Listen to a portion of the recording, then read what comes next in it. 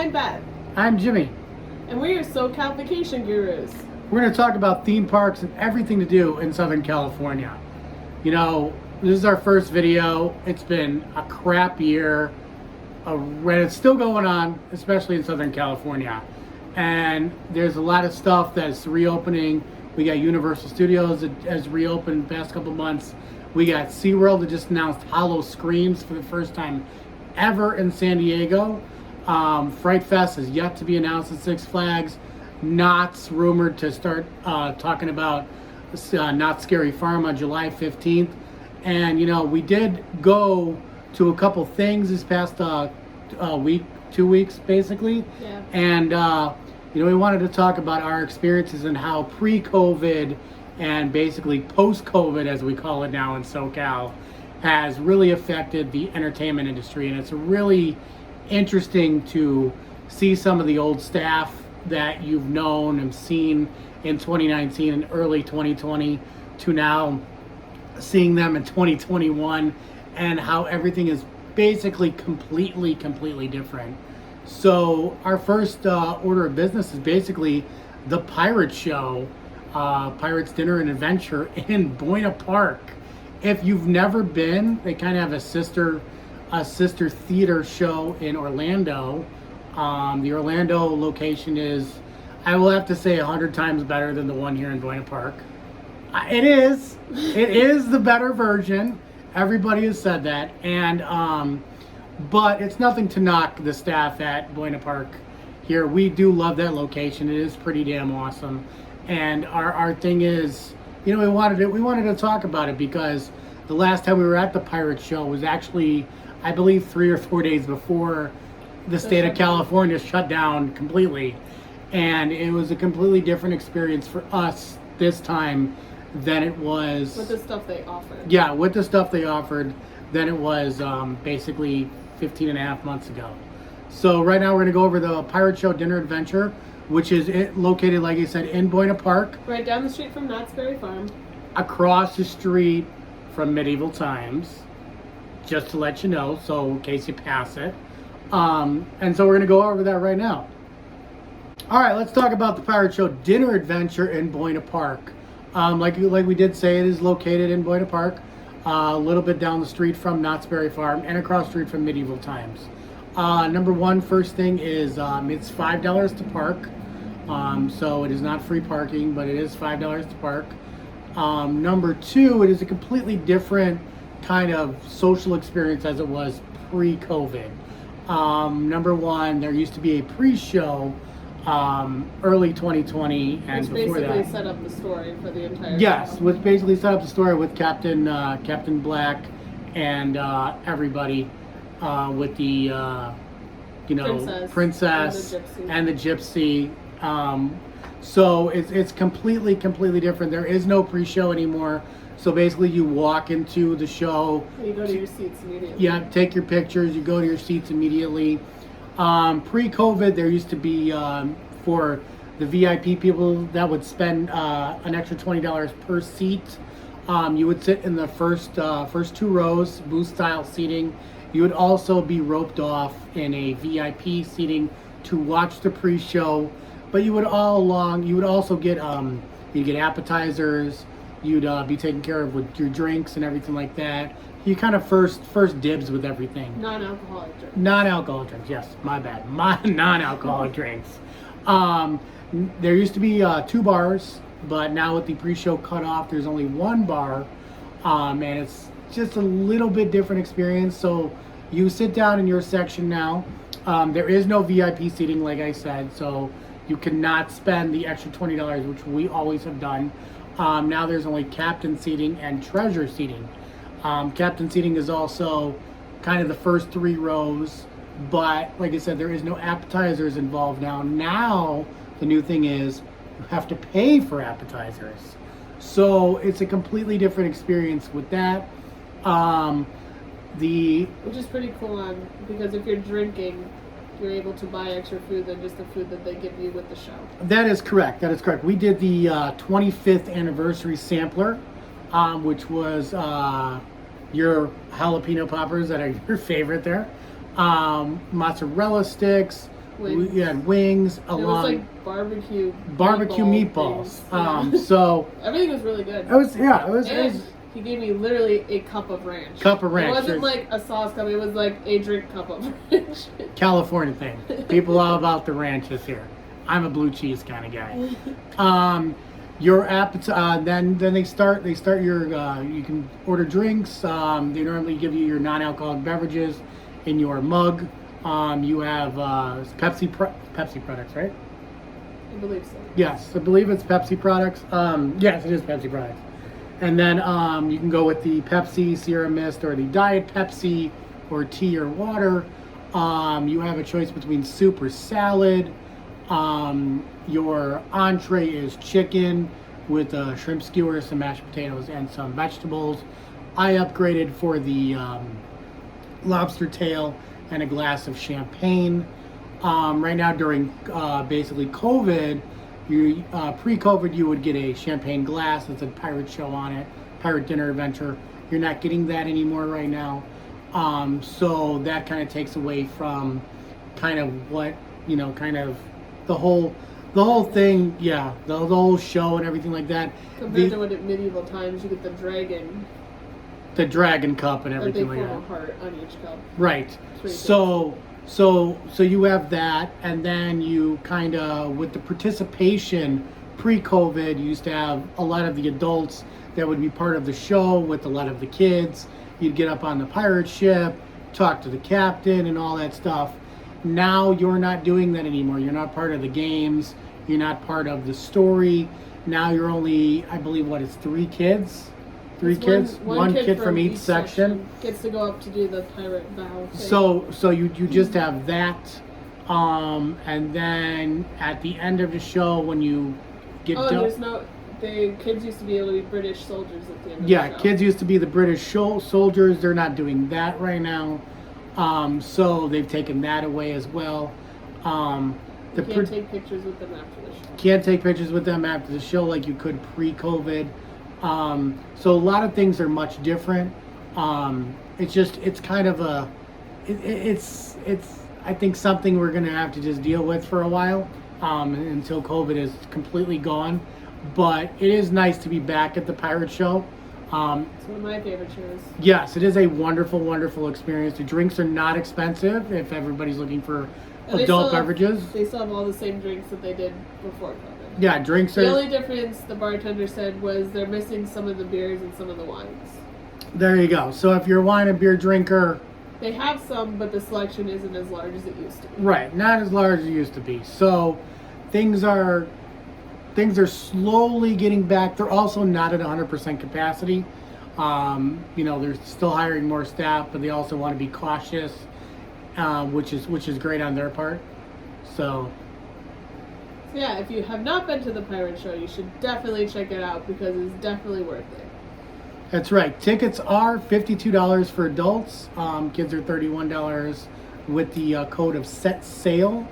The only time they are not running is, I believe, Mondays. But Tuesday through Sunday, they are normally there, and they're normally booked. They've been selling out pretty well since they reopened. Yes. Kind of like medieval times. You haven't been able to go because they've been sold out. Exactly. Medieval times is a complete sellout every single night past July 4th.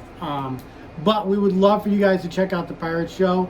Leave us a comment. If you've been pre-COVID, tell us about your experience. If you've been post-COVID, tell us about your experience too. They also have, tons of upgrades. They have the engagement upgrade. They have the anniversary upgrade. They have the birthday upgrade, where they sing to you. This is the birthday song. It isn't very long. So there it is. So we hope you have a great time at the Pirate Show, and we hope you have and tell us about your experience. That we want to know, because we're huge fans, but we want to know what other people think. Exactly. And if you've been to the Orlando location, let us know that too, because the Orlando location is, like I said, a completely different experience than it is. Same show. But it's a different experience. Like it's just a different experience than it is here in SoCal. So our next order of business is LA Pride Night, which was wonderful to be back at Universal Studios Hollywood. It was canceled last year because of COVID. We did go the year before that, which was on June 1st of 2019. It was super cold. Super cold in Los Angeles. Yeah, I was in shorts and a hoodie, and I looked. No, you changed into pants. Oh, I changed in the pants. Yeah, I looked like an idiot. I do not I didn't wear wear a cute outfit because you had to wear. I wore a hoodie and pants. Yes, and I don't really wear pants here in California. So this year it was June 25th. It was a separate ticket event like it was in 2019. It was much more expensive this year, but understandably, we all know why. Yeah, also offered more stuff. Than Yes, more stuff was offered. So we can talk about what went on at Pride Night. You got let in at 4 p.m. The Pride Night started at 8 p.m. There were two DJs, one in the lower lot and one in the upper lot. Yep. And then we had in the plaza. Yes, in the plaza. That was the main show area. Was the plaza. Correct. Main show was in the plaza. Lower level, you had right over by Jurassic World. You have a DJ where kind of they do the HHN DJ over there during 80s night in 2019.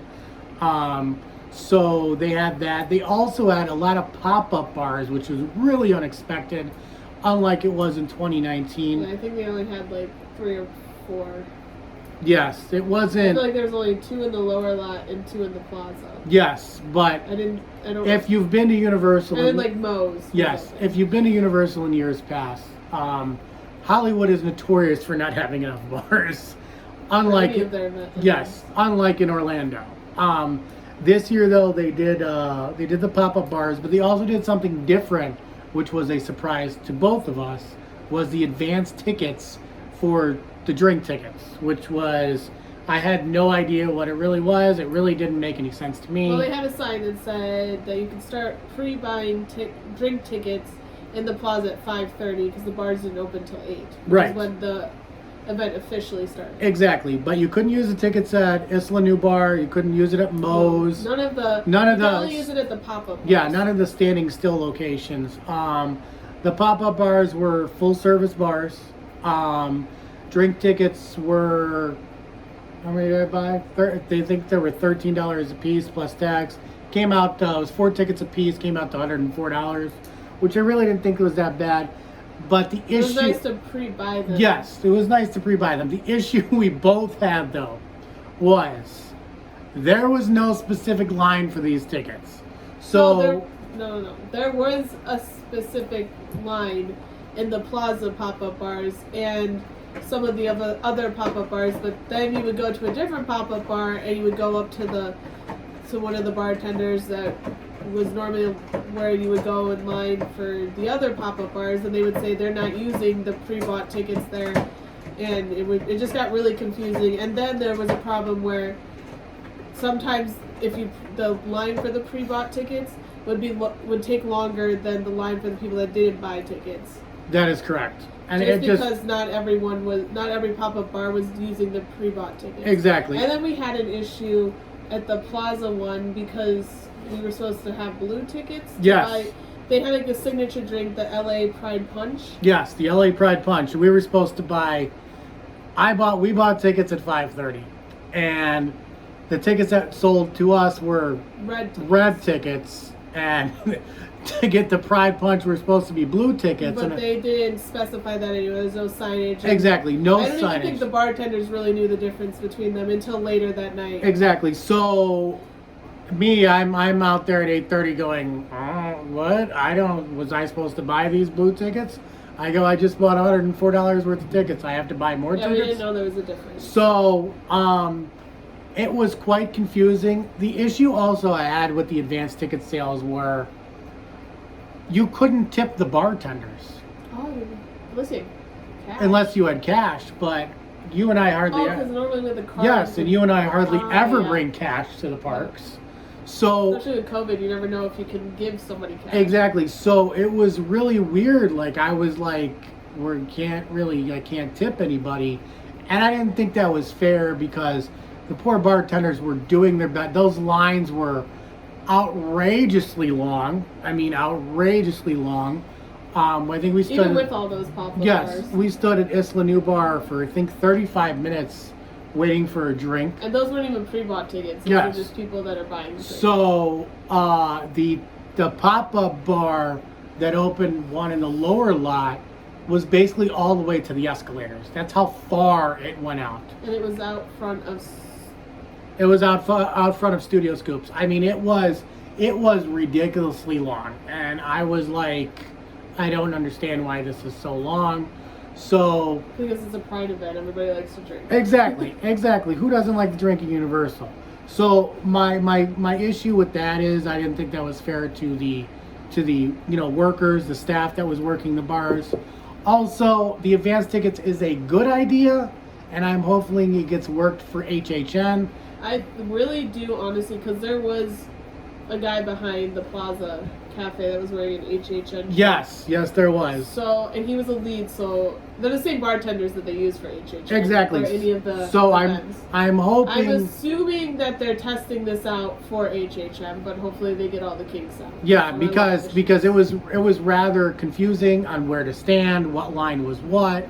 Like people... The different colored tickets. Right, we had people in front of us going, what was the point of us buying tickets if we have to stand in this really long line? I asked the same question, and I guess what they could have done was have... Because there was only one bartender that was doing the pre-bought ticket, except in the Plaza. The line moved fast at the Plaza because they had two bartenders doing the pre-bought tickets. Every other pop-up bar that was taking the pre-bought tickets only had one bartender. And so that's why that line was there. And then there was like 3 other bartenders doing non-pre-bought tickets. Exactly. And it was nice to see some of the managers out at Isla New helping out the staff. The pop-up bars, besides the Plaza, I think Universal could have done a little bit better job staffing those, even if you put management behind the bars, because they were helping at some those Universal management really does step in. Those poor bartenders looked so overwhelmed later in the night. They were just like, please don't take it out on us. And we told them, we know it's not your fault. It's a whole brand new system. And I feel sorry, but because nobody knew what to do with these tickets, because it seemed like a good amount of people bought these tickets, because I thought it was a good idea, and I am totally down for them doing it for HHN, because I think it's a great idea. But that is our wrap up with LA Pride Night. Oh, one more thing. Oh, one more thing. The drag queen performances were amazing. They brought in a lot of the contestants from RuPaul's Drag Race. Yes, they did. Which was super cool, and it was at the end of the night, but there were a lot of people that stayed just to watch the performances, and it was super good. The event was done at midnight, but the drag show was still going on, I think, until about 12:15. LA Pride does a very good job of the check-in before you go into the park. Yes. They're very good with staffing that, and it's fast, and correct. Everyone's super nice. It's super easy to... Correct, and you just show your ID at the booth, and you show that your purchase. And you showed your purchase your tickets. You get a wristband. It says LA Pride on it. It says if you're 21, you got the purple one. If you're under 21, it was a white one. You got the white one. So you didn't have to show your ID every time. It was much easier. I think personally, they should do that for HHN, because they did give you a wristband. They do, but it's not as cool as the one at LA Pride. I would totally be down with the one that says Halloween Horror Nights on it. It's one of those fabric ones with that plastic thing that... When you go to those 3-day concert festivals, it's like the festival there. Yes, it is. But that is our wrap up with LA Pride. They do hold it. It is an annual thing, like we said last year. This had just got announced. We didn't even. This came out of the blue. But it's every Pride month, every June. Exactly. So exactly. Pretty sure they're going to do it next year. I'm pretty sure too. Please check it out. Yeah. It's a super fun time. It is definitely a party atmosphere, but there are kids there. Yep. Doesn't matter if you're gay, straight, bi. An ally. Doesn't really matter. It's a fun time. Walk on time for rides. What was JW? JW was 5 minutes. I think the most it got was 15. Yeah, it was. The Mummy was. I think 30 minutes was at the. There was one time it was 30 minutes, but that was the highest it got, and I think that's because they had a problem with the ride. Yeah, but it was all walk on, and it was nice to be. It was nice to be on JW at night, and because it's a different thing being on JW at night than it is compared to being at uni during the day on JW. So You know, I told my wife here, I go, can't wait till HHN for JW at night. That's going to be amazing like it always is. But that is our wrap up for LA Pride. And we're going to go on to something else. And the next topic is going to be, Beth? HHN speculation. Folks, I know we've been waiting for this for how many months? How many months for HHN 2021? I mean, Halloween, what was it last year? Sucked. Right? It was horrible. We had no theme parks. We had nothing to do. But now we have speculation for HHN. And if you've been to Hollywood, you know they're building all the tents there. You know there's a tent over by the Should Mummy. we say what HHN stands for people that don't Yes, HHN. I know a lot of people on Facebook are always like, what's HHN? It's Hollywood. Halloween Horror Nights. Thank you. Okay. It's held at Universal Studios Hollywood, and there is one in Orlando, but we're SoCal vacation gurus. Exactly. So we're covering Hollywood. We're going to cover Hollywood right now. But you can always check out our other YouTube channel. It's Haunt Gurus, and we cover all haunted attractions and actual haunted places all over the country. Exactly. But for your theme park enthusiast, your SoCal adventure people, I want to go to San Diego, or I want to go to Disneyland, or Knott's, or Uni, this is the channel you need to be at, because this is all up to date. This is the stuff we love. Everything Southern California. Exactly. And later in the fall, we're gonna head up to Napa.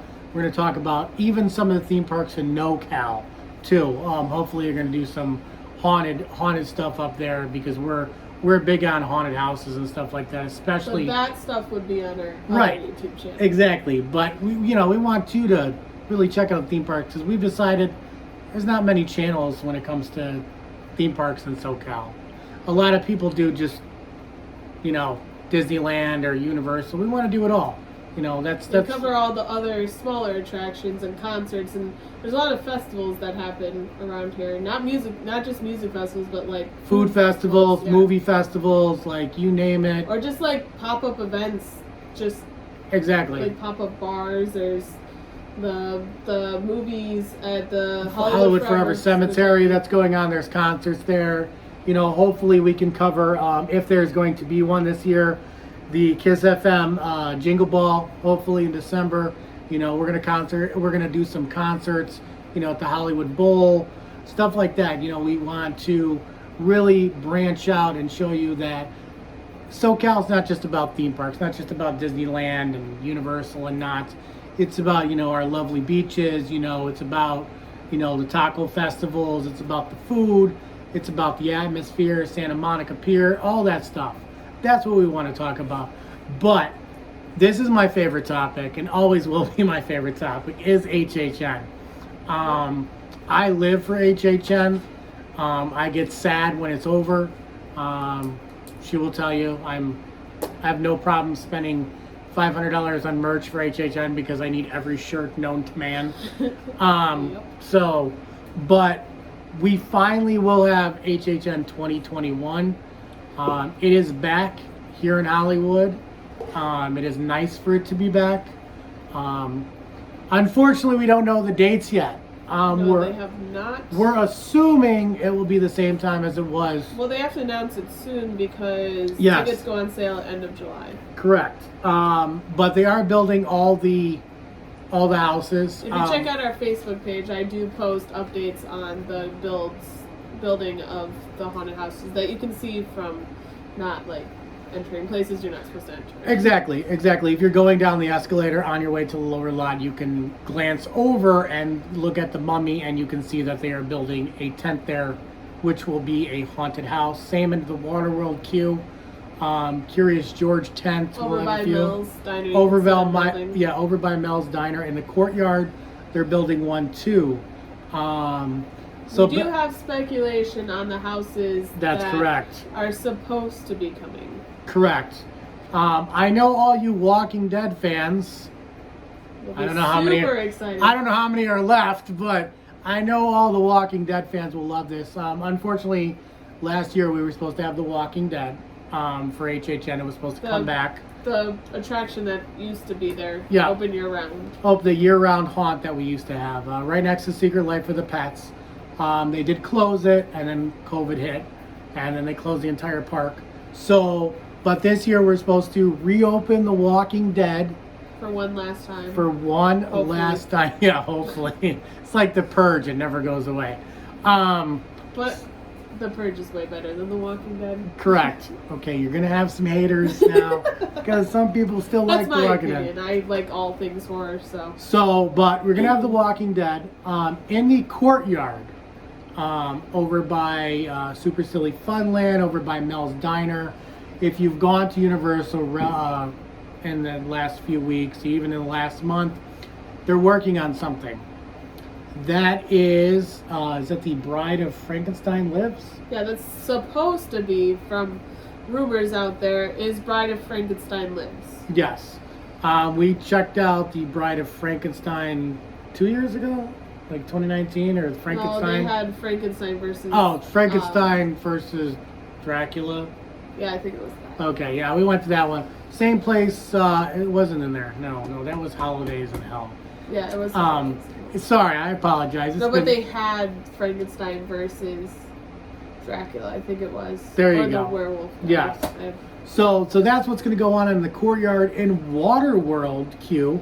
If anybody's been to Waterworld that recently reopened, you can kind of look through the tent there or the fence. And Beth, what's going to be at Waterworld this year? Supposedly it's supposed to be Halloween 3. All right, Halloween. Which is my favorite Halloween. Now remember, folks, Halloween 3, there's no Michael Myers. Okay, Halloween 3 is. I'm sure they'll throw him in there. Good, good. Halloween 3 is about the Shamrock. It's about the face masks that turn evil on Halloween night. Want to sing the sove? 2 more days till Halloween, Halloween, Halloween. Okay. Don't ever ask me to do that again. So if you've not seen that movie, please check it out. That is a really. It's my favorite. It's a pretty gruesome movie for the 80s, I think actually. it's the darkest one. Yeah, in the series. it's pretty dark. It's pretty dark in the franchise. But That's Michael, once again my opinion. yes, Michael Myers though is not involved in that movie, but we will see if Uni brings him out just in case. I'm sure they will. There will be no tram tour this year. Haunted tram. No haunted tram tour. I'm not a fan of the tram tour, of the haunted tram tour. Like it. There's too much walking. I like to be able to take a picture with outside the Psycho house.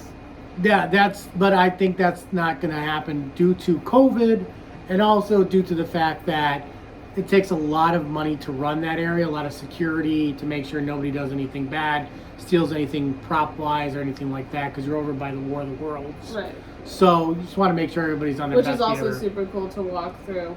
Yes. At night. Yes, that is pretty cool. That was eerie. So what are we going to have by the tram entrance over there, by the Curious George tents? Beetlejuice. So we're gonna supposedly we're gonna have Beetlejuice. So the ghost with the most is coming back. And I'm pretty sure that one is going to be a thing because in Orlando, that's the only house that has been announced for HHN Orlando. Yes, and so I'm assuming they'll bring that one out here. Correct. And if you went to Orlando last year during Halloween, that Beetlejuice was open to all guests last year. In Orlando. And then the Curious George tent number 2 location will be supposed to be Curse of Pandora's Box, which they did have in 2019. Yes, which is a repeat of 2019. But I think it was one of the better houses they had that year. Yes, that was, if you went to HHN during 2019, that was the Us House and the Pandora's Box House. So they had both of those. So it looks like we'll be getting those 2. And then what else do we have, Beth?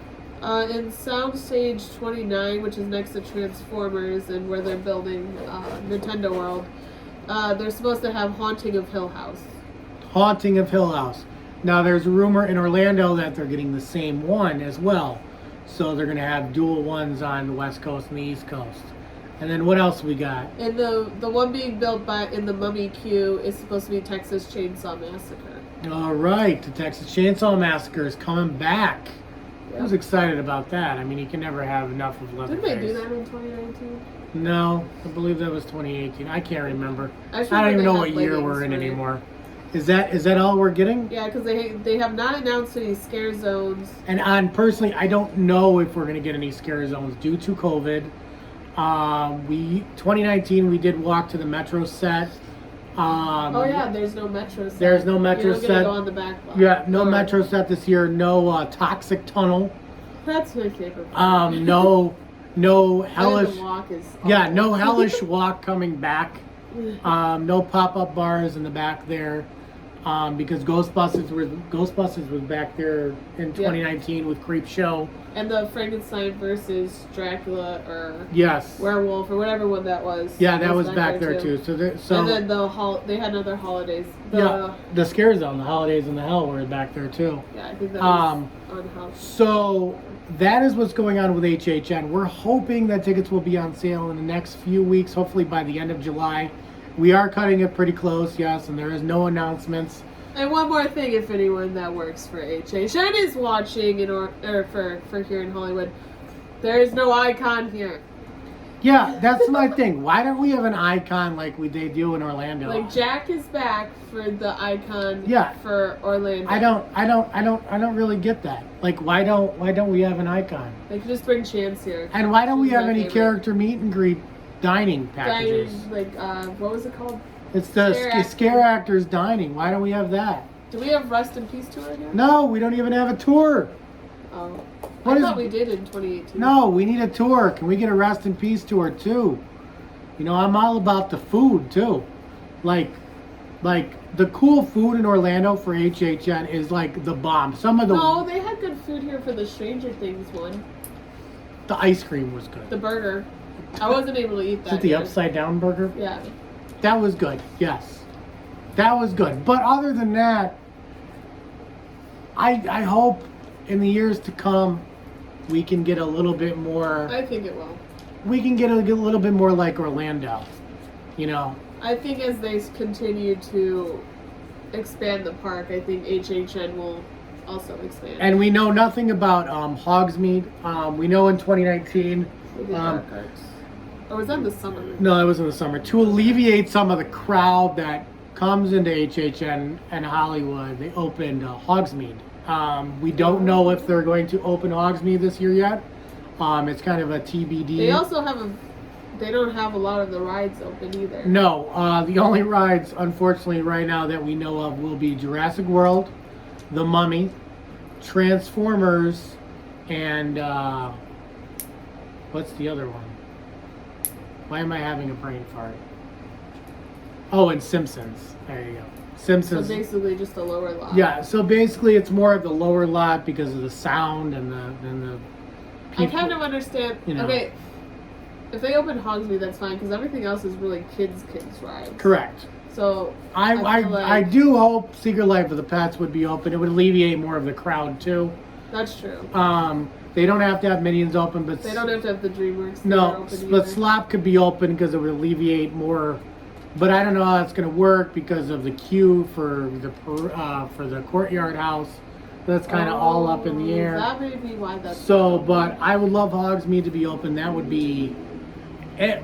Who doesn't want a butterbeer at 1:30 in the morning? Despicable Me won't be open. No, either. But I would love a butterbeer at 1:30 in the morning. You know, that's what I'm down for.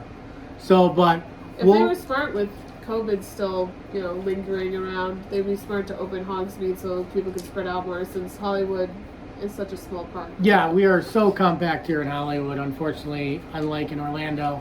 So sometimes I feel during HHN everybody's on top of one another. So it's really weird. But that is our speculation map so far for HHN. And on our Facebook, I will post pictures of the speculation map, yes. And then we will hope in the next few weeks we will know about ticket sales, how much they're going to be. If you do have a Platinum Pass, though, still, your HHN 2020 pass, because ours got extended as well till October. Our pass should be on there. So we will see if it's on there, if it's going to be on there. Nobody really knows. And then, like I said, come July 15th, though, Knott's is going to announce all their stuff, which we will do a video about that too. Yes, we will. And Fright Fest as well. Fright Fest, yes. I don't think they're gonna. There's a convention. Yes, the Midsummer Night Haunted Convention is in August. They're one of the presenters. I'm gonna try very hard to get into. They're one of the presenters there, so they will be, talking about all their haunted houses. I don't know if it will be the same ones from 2019. They were pretty good at Six Flags. I mean, nothing like HHN or Knott's, but it is Six Flags. You go there for all the coasters mostly, anyway. Yeah, I swear they speed up those coasters for HHN. I don't even like coasters, so And it's dark, and I like riding coasters in the dark. There you go.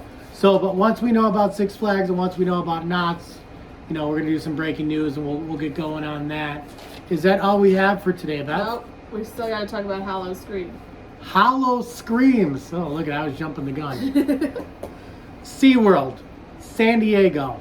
What do you think of SeaWorld in San Diego? I've never been. I don't think I've ever been. Okay, now, I've been to SeaWorld in Orlando plenty of times. To me, SeaWorld in San Diego, I always thought was kind of more of a kids park. Felt really weird of trying to... I always just thought they were aquarium. Yeah, I always thought it was just kind of weird to go to San Diego, to go to SeaWorld, because I was like, if you've gone to Orlando, SeaWorld, and you look at San Diego... I had the opposite opinion. Growing up, I always was told that the San Diego SeaWorld was the best. Oh, see, and I grew up... But not ride-wise, just SeaWorld. See, and I grew up in Florida, so it's completely different here. Of course, you're biased and think Orlando's the Yes, best. very biased, okay? So, SeaWorld has announced Howl O Screams at SeaWorld. And it's just not our park here in San Diego. We're going to have, they're doing one in Orlando. It's going to be their first year ever. So, with the San Diego location for Howl O Screams, the CEO came out, I believe last week, and says, do not bring your kids. This is not a kids-oriented event. Which means it better be flipping good. Better be good, because, I've been to Howl O Screams in Busch Gardens. It's fun. It's not kid-friendly, I will tell you that. Lots of drinking. Yeah, the Busch Garden ones in Tampa gets a lot of good reviews. Yes, a lot of good reviews. Haunted houses. So let's go over the haunted houses for Howl O Screams. The first ever, by the way. First, they did announce the dates for Howl O Screams. So the first ever in San Diego. So we're going to go over all the info. Beth's got the info right now for you. Alright, so they announced that it's going to be run from September 17th to October 31st.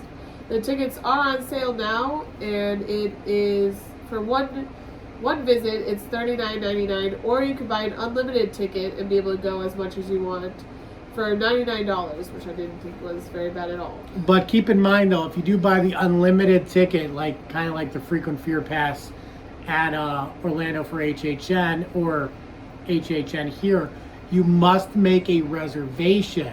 So they're still doing reservations based on buying that pass. Now, if you do the general admission pass for the date you want, no reservation is needed. You can get into the park at 5 p.m. Yep. It does start, though, at 7 p.m. So it gives you a couple hours if you need to eat or stuff like that. Right. Then we're going to talk about the haunted houses. Yes, they did announce 3 haunted houses. The first one's Asylum. The second one is Slaughterhouse. And the third one is Deathwater Bayou. And they also did announce 7 scare zones. 7 scare zones. Although they have not announced them yet, but they did say there would be 7 scare zones. Okay, that's a lot of scare zones. So you're going to have 7 scare zones, and I believe you have 4 roaming haunts. Well, I don't even know what a roaming haunt is. I don't know what that means. I don't know what a roaming haunt is. I'm assuming. Does the building get up and move away? I think it may be a scare zone that moves. Oh, that's. Or maybe they have certain characters that follow. Okay, just walk around the entire park. That'll be interesting. They did also announce a dance show and party zones with zombie DJs. I mean, it is lots COVID. Of drinking. Yeah, it's COVID too, so.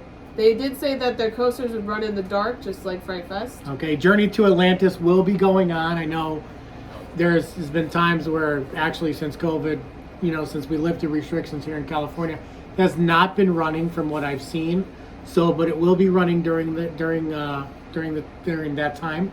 You're gonna have the electric eels. So you'll have all your coasters going. What else we got there? They did say they'd have sinister cocktails and concoctions. So basically, lots of drinking.